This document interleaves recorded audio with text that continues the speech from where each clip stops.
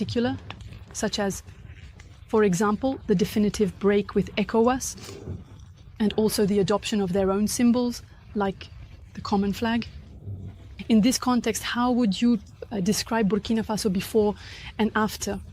And how do you assess the alliance of Sahel states as a format for regional cooperation? Are there any plans for expansion, perhaps? Yes.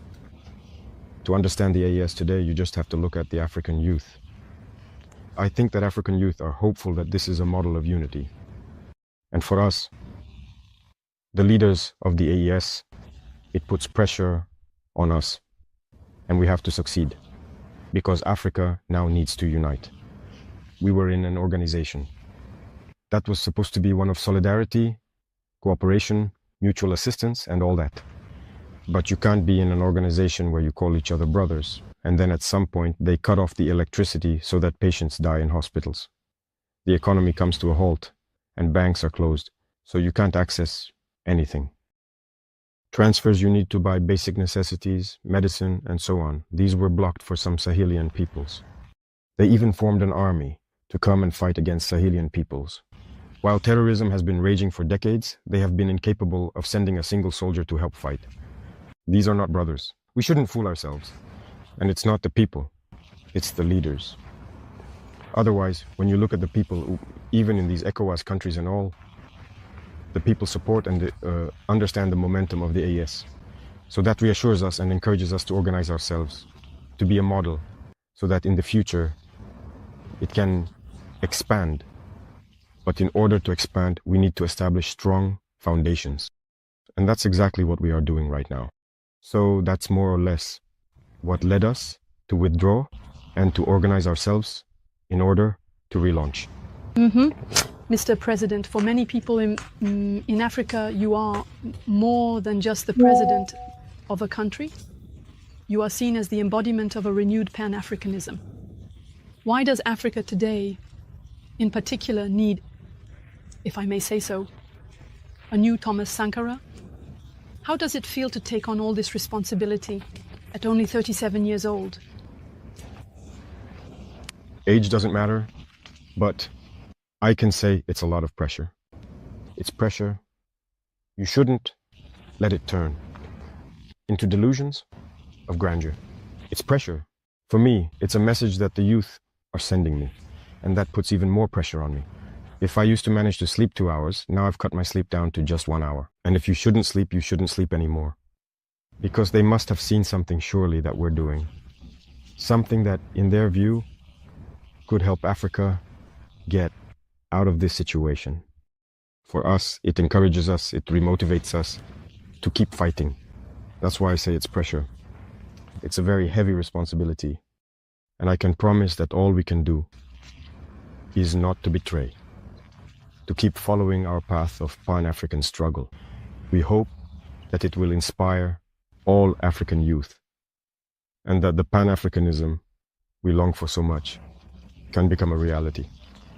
Because Africa has suffered a lot. It's time for us to unite, to work together, to develop ourselves. Just as Africans go elsewhere to see the world, to see money and everything else there is. In Africa, it's possible. It is possible. So this is our mission, and we are going to take it on. Mr. President, more and more African countries are asserting their sovereignty and demanding the withdrawal of Western troops from their soil. Recently, for example, Chad, Senegal, and Côte d'Ivoire have made similar requests. In your opinion, where did the West go wrong in its relations with the African continent? Well, what I know is our own situation. We were at war, we lived with Western troops and all that. We saw, and we decided to part ways with those troops because it doesn't fit with our struggle. On the contrary, it actually amplifies the problem. As for the other countries that have separated, I can't speak for them because they made their own decisions to separate. But then President Macron said that he was the one who told them to find a solution and all that. I can't get into that debate. Only they know the truth. But one thing is certain. You can't talk about sovereignty while having another country's army on your soil telling you what to do. The economy, education, The entire development of a country is based on the military. So every country should develop its own army, be sovereign and independent. And that's exactly what we are doing. When I look at the case of Burkina, these foreign armies were present, and that contributed to weakening the Burkinabe army. They stopped recruiting. They are the ones who say what volume to recruit. There was more weaponry, equipment and everything. Even back in 1988 under Sankara, we were better equipped than, well, 10 or 20 years later. And in the end, terrorism entered the country. When terrorism arrived, we didn't have an army. We are still suffering from it today.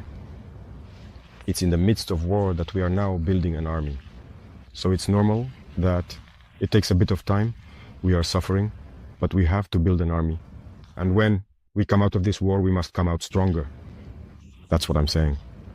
When I look at the statistics of the Soviet army, though, the number of men they lost. But when they came out of the war, they emerged much stronger. And today, no army has the equipment that the Russian army has. So we too must learn from our war. To come out of the war, we have to be very strong. Sovereignty begins with the army. Once you have a strong army, all the other sectors can easily develop. That's what I can say. That's what led Burkina, in any case, to separate from those armies. All right. Another topic that persists and is important is the Ukrainian issue. Russia declares itself ready to negotiate without preconditions, while Ukraine constantly imposes constraints. Moreover, Kyiv supports terrorists in the Sahel. In your opinion, who does not want peace for our two countries? I think that even before now, there was the Turkish President Erdogan, who managed to create a framework for dialogue. And I believe that the two presidents met at that time. It was only the beginning of the operation. All of us hoped that it would lead somewhere, that the weapons would fall silent, and that everyone would return to good intentions. But it was the Westerners who came and told the Ukrainian president not to accept. We followed all that, and in the end, what did it lead to? Well, I think all of this falls under manipulation. I think they were manipulated. Otherwise, the Ukrainian and Russian peoples were, well, it was the Soviet Union. They are brothers. How is it that hatred and Russophobia could be cultivated within this population? The war did not start in 2022. It started in 2014. This is also a reality that many people perhaps don't know, or that people refuse to acknowledge. It was in 2014 that the war began.